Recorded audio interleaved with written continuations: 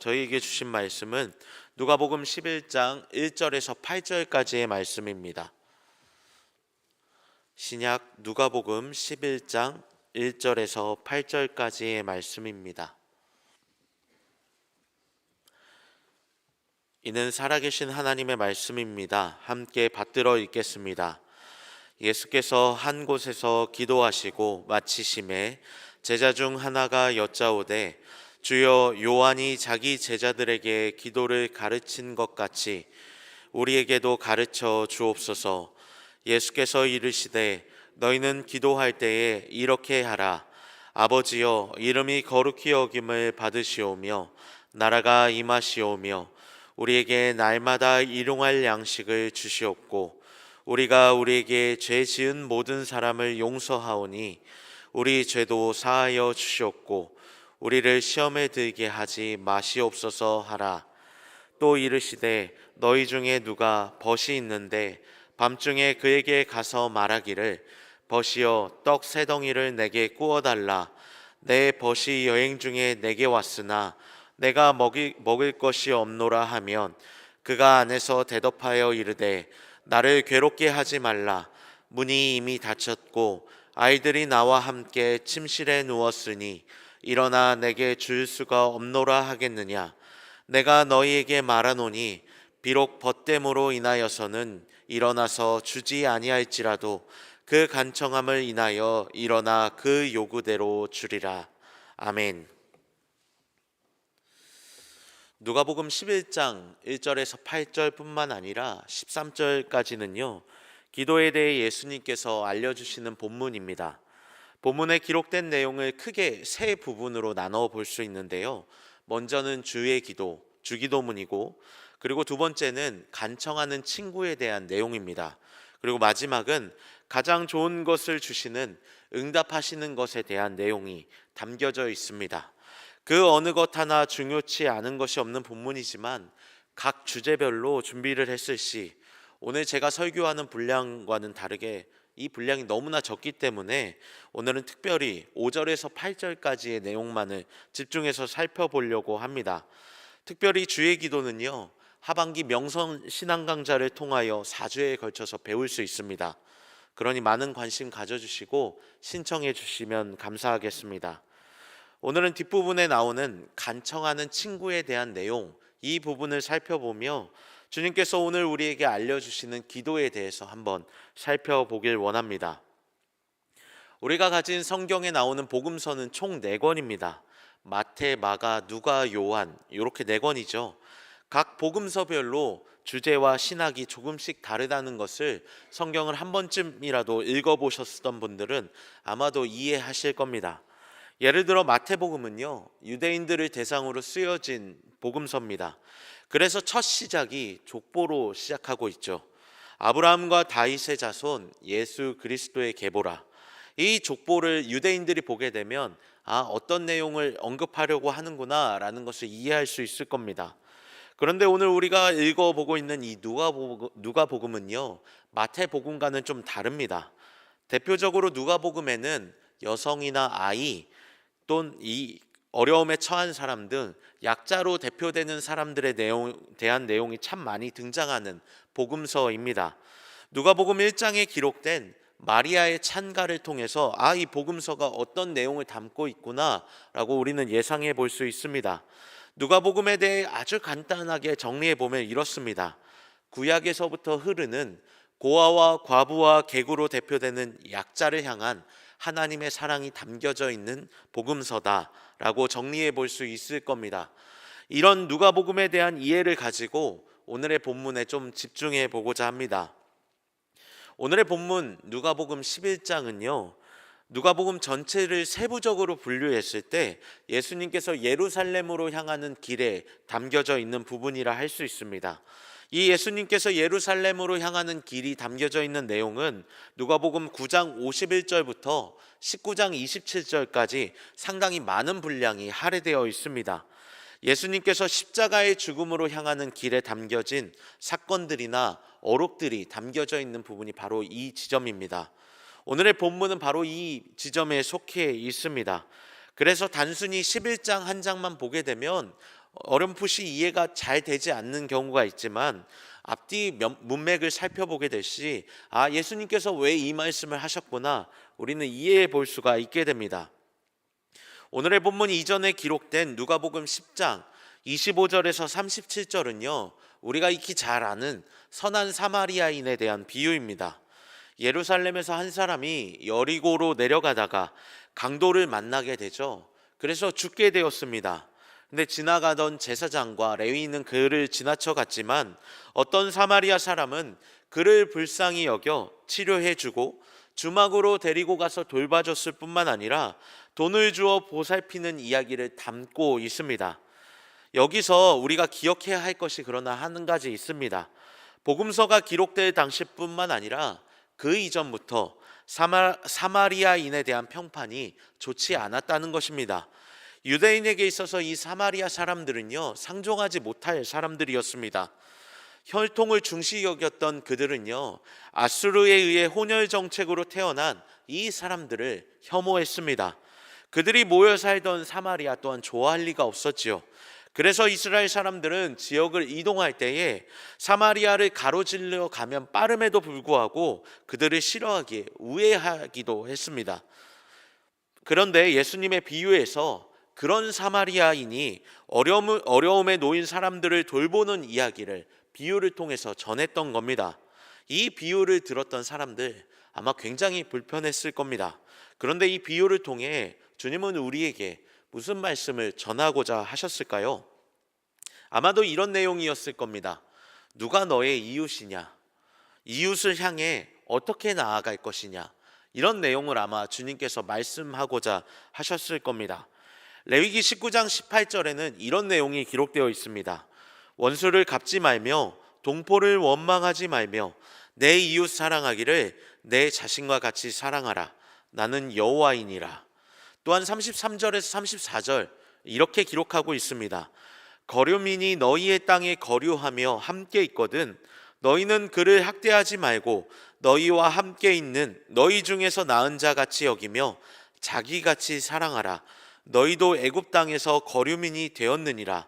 나는 너희의 하나님 여호와이니라. 보통 레위기 19장은요 거룩이라는 메시지를 담고 있는 레위기의 가장 중요한 장이라고 할 수 있습니다. 그런데 거룩이라는 주제를 이야기하며 우리는 하나님께 구별된 삶, 거룩한 삶, 어떻게 분리될 것인지에 대해서만 이야기를 할 거라 생각하지만 사실 19장은 그것만 담고 있지 않습니다. 레위기 19장 뒷부분을 살펴보면 하나님과의 관계를 넘어 이웃을 향해 가는 이야기가 담겨져 있습니다. 그리고 그것이 진정한 거룩이다라고 하나님께서는 알려주고 계시죠. 이 내용을 기억하며 오늘의 본문 5절에서 8절 말씀 다시 한번 읽어보겠습니다. 또 이르시되 너희 중에 누가 벗이 있는데 밤중에 그에게 가서 말하기를 벗이여 떡 세 덩이를 내게 구워달라. 내 벗이 여행 중에 내게 왔으나 내가 먹일 것이 없노라 하면 그가 안에서 대답하여 이르되 나를 괴롭게 하지 말라. 문이 이미 닫혔고 아이들이 나와 함께 침실에 누웠으니 일어나 내게 줄 수가 없노라 하겠느냐. 내가 너희에게 말하노니 비록 벗됨으로 인하여서는 일어나서 주지 아니할지라도 그 간청함을 인하여 일어나 그 요구대로 주리라. 아멘. 본문에 등장하는 밤중에 찾아온 친구는요 어려움에 처한 사람입니다. 먹을 것이 없어서 힘겨움에 처한 사람이었고요 오죽했으면 이 밤중에 찾아왔을 정도로 그의 상황이 어떠했을지 우리는 추측해 볼 수 있습니다. 그렇게 어려움에 처한 친구에게 이 본문의 주인공인 잠을 자고 있던 이 사람은요 아이들이 자고 있으니 함께 침실에 누워 있으니 거절할 수 있을까? 간청하는 친구의 이 부탁을 거절할 수 있을까? 그럴 수 없다라고 하면서 일어나 그를 도와주는 모습을 보여주게 됩니다. 어떻게 해석하느냐에 따라 기도할 때 간절히 해야 된다라는 쪽으로 해석해 볼 수 있지만 오늘은 조금 다른 측면으로 이 본문을 해석해 보고자 합니다. 선한 사마리아인의 비유와 함께 방금 읽었던 레위기의 말씀을 기억하며 무례하게 찾아온 이 친구를 문전박대할 수 있었음에도 맞이했던 환대했던 친구의 관점으로 이 본문을 보고자 하는 것이죠. 앞서 언급했던 이 선한 사마리아인의 비유와 그리고 밤중에 찾아온 어려움에 처한 친구를 돕는 장면을 통해 우리가 기억해야 할 것이 있습니다. 거룩이라는 주제를 담고 있는 레위기의 말씀을 통해서도 확인할 수 있는 것, 우리를 향해 다가오시는 하나님, 우리를 환대하시는 하나님이 계시다라는 사실입니다. 기도를 언급하면서 선한 사마리아인과 어려움에 처한 친구에 대한 내용이 있는 이유는 바로 우리가 어려움에 처했을 때, 기도할 때에 우리의 아픔을, 우리의 힘듦을 먼저 아시고 환대하시는 분이 바로 하나님이시라는 것을 알려주기 위한 내용인 것입니다. 그렇기에 우리가 기도할 수 있는 것이며, 그렇기에 우리가 주님께 매달릴 수 있다라는 것을 알려주고 있는 것이죠.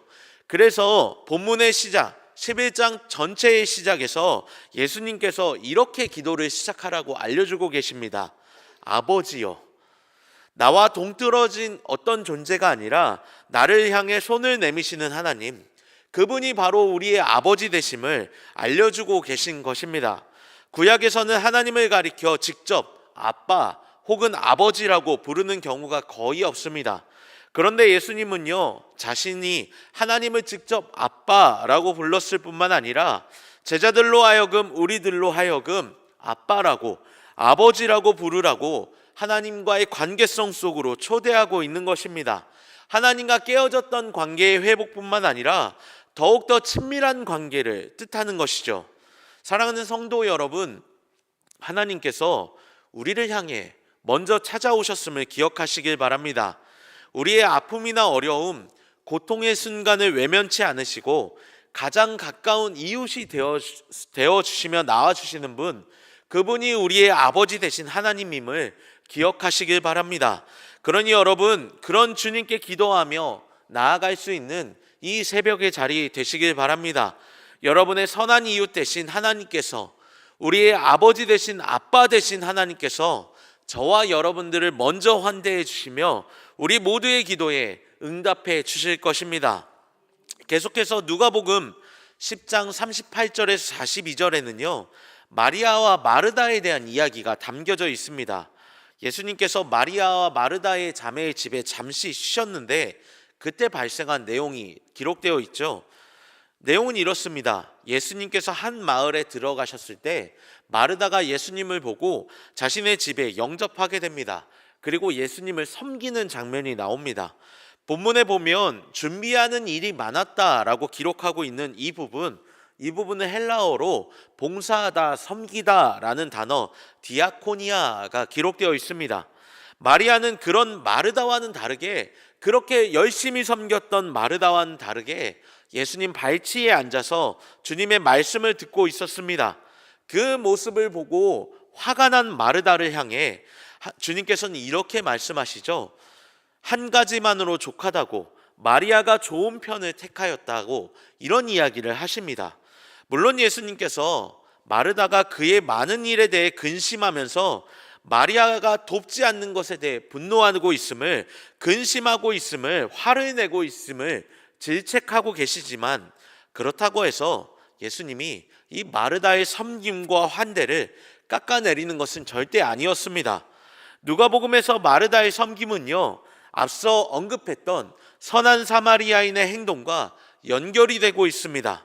동시에 오늘의 본문 5절에서 8절까지 기록된 것처럼 늦은 밤 방문한 친구를 위해 빵을 내어주는 것과 함께 연결되고 있습니다. 누가가 강조하는 것은요, 예수님이 마르다와 마리아를 경쟁하는 것을 보여주면서 말씀을 듣는 것만 옳다, 그것만 강조했다라고 해석하기보다는 섬김과 들음이 동시에 이어져야 함을 강조하고 있는 본문이라고 할 수 있는 것입니다. 주님께 기도하며 주님의 뜻을 물었다면 동시에 가서 행하고 돕는 역할이 함께 보완되어야 함을 주님께서는 말씀하고 계신 것입니다. 오늘의 본문 8절을 다시 한번 읽어보겠습니다. 내가 너희에게 말하노니 비록 벗됨으로 인하여서는 그 간청함을 인하여 일어나 그 요구대로 주리라. 아멘. 우리가 읽은 본문 마지막에 등장하는 표현, 그 요구대로 주리라 라는 표현이 나오는데 이 또한 마찬가지입니다. 정확히 어떻게 요구했는지는 알 수 없지만 친구를 위해 빵을 내어준 집주인의 수고가 담겨져 있습니다. 사랑하는 자녀들과 함께 자고 있을 때 이 아이들이 깨지 않도록 일어나는 것, 졸린 눈을 비벼가며 빵을 준비하는 것, 그리고 문을 열어주며 환대하는 것, 그를 향해서 자신의 것을 내어주는 것, 어느 하나 쉬운 것이 없습니다. 그런데 그 모든 것을 이 친구가 감당하고 있었던 겁니다. 기도를 이야기하시며 환대를 이야기하시며 동시에 행함에 대해서 이야기하고 있는 본문인 것입니다. 사랑하는 명선의 성도 여러분, 이 새벽 기도회를 마치고 우리는 삶의 자리로 나아가게 됩니다. 가정으로, 직장으로, 또 학교로 나아가겠지요. 저마다 다른 장소겠지만 살아가는 우리의 일상의 영역으로 나아가게 됩니다. 바로 그곳에서 우리의 기도가 이렇게 확장되길 원합니다. 우리의 아버지 되신 하나님을 통하여 놀라운 은혜를 경험하고 기도 응답의 은혜를 경험하셨다면 우리 또한 우리 주변 사람들을 향해 응답의 통로가 될 수 있게 되길 바랍니다. 억눌린 자, 갇힌 자, 고통에 있는 자, 주님을 모르고 어둠 속에 헤매 있는 자, 상처받은 자, 우리 주변에는 이런 어려움에 처한 이웃들이 너무나 많습니다. 그들을 향해 나아가십시다. 하나님이 우리를 환대하셨듯이 우리 또한 우리 주변의 아픔을 겪는 자들을 환대해 주십시다. 우리의 필요를 하나님께서 채워주셨듯이 우리가 가지고 있는 것을 내어주며 우리 주변의 필요를 채워주는 우리 모두가 되십시다. 그런 우리의 기도와 삶을 통하여, 그런 우리의 행함을 통하여 우리 주변의 이웃이 하나님의 은혜를 경험할 수 있게 될 것입니다.